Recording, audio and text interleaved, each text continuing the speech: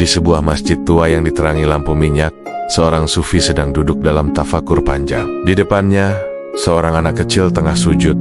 Lama sekali, tubuh mungilnya gemetar. Bibirnya bergetar mengucap, "Ya Allah, ampunilah aku." Sufi itu menatap dengan penuh haru. Dalam hati ia berkata, bagaimana mungkin seorang anak kecil memohon ampun seperti orang dewasa? Dosa apa yang ia takutkan? Maka setelah anak itu mengangkat kepala dari sujudnya, sang sufi mendekat dengan lembut dan bertanya, "Wahai anakku, engkau masih kecil, belum punya dosa. Mengapa engkau menangis seperti seorang pendosa besar?" Anak itu menatap sang sufi dengan mata bening yang basah. Lalu ia berkata, "Wahai Tuan, aku melihat ibuku menyalakan lilin, tapi lilin itu padam ketika tiupan kecil datang. Aku takut jika hatiku padam seperti lilin itu ketika tiupan dosa datang." Kata kota itu menghunjam hati sang sufi. Ia terdiam lama, lalu menangis dalam diam. Syekh Fariduddin Al-Athar meriwayatkan kisah serupa dalam Tadkirat Al-Aulia. Seorang anak kecil kadang memiliki mata hati yang lebih tajam daripada 1000 ahli ilmu, karena hatinya masih suci dari debu dunia. Dalam kesucian anak kecil itu, sang sufi menemukan rahmat Allah yang tersembunyi di balik kepolosan. Sebagaimana firman Allah Ta'ala, itulah fitrah Allah yang telah Dia ciptakan manusia atasnya. Setiap kita lahir dalam keadaan suci, dengan potensi untuk merasakan cahaya ilahi. Imam Al-Ghazali menulis dalam Ihya Ulumuddin, fitrah manusia adalah cermin bagi cahaya Allah. Ketika hati masih jernih, ia memantulkan kebenaran tanpa kesalahan. Tapi ketika dunia menutupinya, cermin itu berdebu, dan kebenaran pun tampak samar. Anak kecil itu masih berada dalam keadaan fitrah.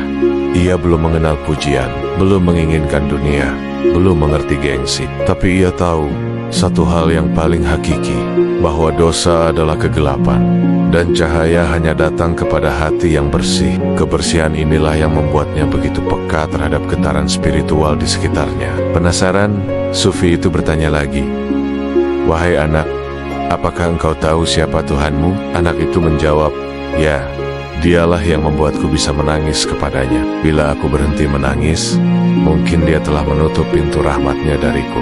Sang sufi kembali meneteskan air mata. Ia teringat sabda Rasulullah SAW, "Tidak akan disentuh api neraka mata yang menangis karena takut kepada Allah." Dan dalam Hilyat Al-Aulia, Abu Nu'aym meriwayatkan, tangisan orang arif lebih dicintai Allah daripada 1000 tasbih orang lalai. Air mata anak itu bukanlah air mata kesedihan, melainkan air mata cinta dan kerinduan kepada Sang Pencipta. Anak kecil itu bukan guru dalam kata, tapi guru dalam kesucian. Para sufi memahami bahwa setiap anak kecil adalah potret dari apa yang pernah kita miliki.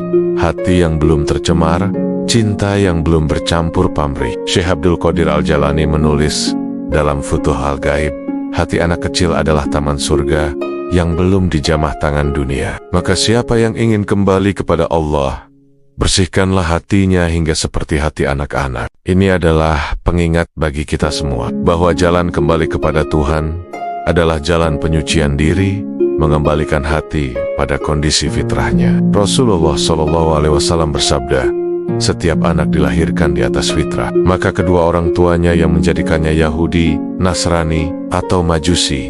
Artinya, setiap jiwa lahir dengan nur ilahi yang sama, tapi waktu, hawa nafsu, dan kelalaianlah yang membuat cermin hati kita menjadi buram. Terinspirasi oleh kepolosan anak itu, sang sufi akhirnya berbisik dalam sujudnya, "Ya Allah, jadikan aku kembali seperti anak kecil itu, yang takut bukan karena ancamanmu, tapi karena takut kehilangan cintamu." Sebuah permohonan untuk mengembalikan esensi ibadah kepada cinta murni. Keesokan harinya, sang sufi melihat anak itu lagi di masjid, sedang bermain di dekat mimbar dengan sebutir pasir. Ia bertanya, "Wahai anakku, apa yang kau mainkan?" Anak itu menjawab, "Aku sedang menghitung pasir, wahai Tuan, tapi aku tidak bisa." Lalu aku sadar, jika aku tak bisa menghitung pasir, bagaimana mungkin aku menghitung nikmat Allah? Sufi itu menangis lagi. Ia teringat firman Allah, "Dan jika kamu menghitung nikmat Allah, niscaya kamu tidak akan mampu menghitungnya." Pelajaran tauhid yang paling dalam justru datang dari pemikiran yang paling sederhana. Kadang Allah menegurmu bukan lewat petir, tapi lewat senyum seorang anak kecil. Anak itu memantulkan cermin fitrah, kesederhanaan, keikhlasan, dan ketulusan yang sudah lama hilang dari hati orang dewasa. Rumi berkata dalam Matnawi, "Jadilah seperti anak kecil, sebab hanya mereka yang masih bisa bermain di taman cinta Allah tanpa malu. Mereka tidak terbebani oleh citra diri, gengsi, atau penilaian manusia. Ibadah mereka murni, permainan mereka adalah zikir, dan tangisan mereka adalah doa." Imam Al-Qushairi menulis dalam Risalah Al-Qushairiyah, "Tanda hati yang hidup adalah rasa malu kepada Allah. Sebagaimana anak kecil malu kepada ayahnya yang penuh kasih, anak kecil di masjid itu tidak takut neraka. Ia takut tidak disayang." Dan cinta seperti itulah yang menjadi makom tertinggi para sufi. Cinta yang bukan karena surga, bukan karena pahala, tapi karena Allah semata. Sebagaimana doa Rabiah Al-Adawiyah yang terkenal, "Ya Allah, jika aku menyembahmu karena takut neraka, bakarlah aku di dalamnya. Jika aku menyembahmu karena mengharap surga, haramkanlah surga bagiku. Tetapi jika aku menyembahmu karena cinta kepodimu, maka jangan palingkan aku dari keindahanmu." Sufi dan anak kecil di masjid. Ini bukan kisah tentang guru dan murid, tapi tentang jiwa tua yang belajar kembali menjadi polos. Ketika dunia mematangkan tubuh, ia seringkali menua bersama dosa. Tapi ketika cinta ilahi yang mematangkan hati, maka semakin tua seseorang, semakin jernih pula jiwanya. Anak itu menjadi guru diam-diam, yang mengajarkan sang sufi untuk kembali ke awal, ke masa ketika sujud bukan karena kewajiban, tapi karena rindu yang mendalam.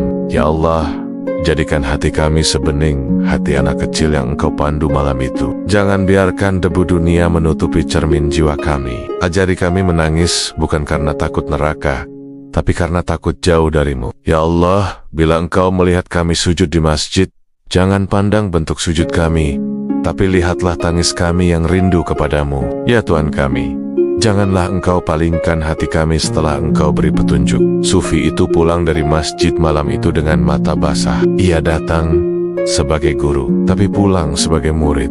Murid dari seorang anak kecil yang mengingatkannya bahwa cinta kepada Allah tidak butuh alasan. Selama dunia masih menggoda dengan kebisingan, biarlah kita kembali ke masjid hati, duduk di lantai keheningan, dan belajar lagi dari kesucian seorang anak kecil. Dukung channel ini dengan like, share, dan subscribe. Niatkan ibadah agar Allah ridho, hingga menjadi amal jariah yang diterima untuk kita semua. Amin.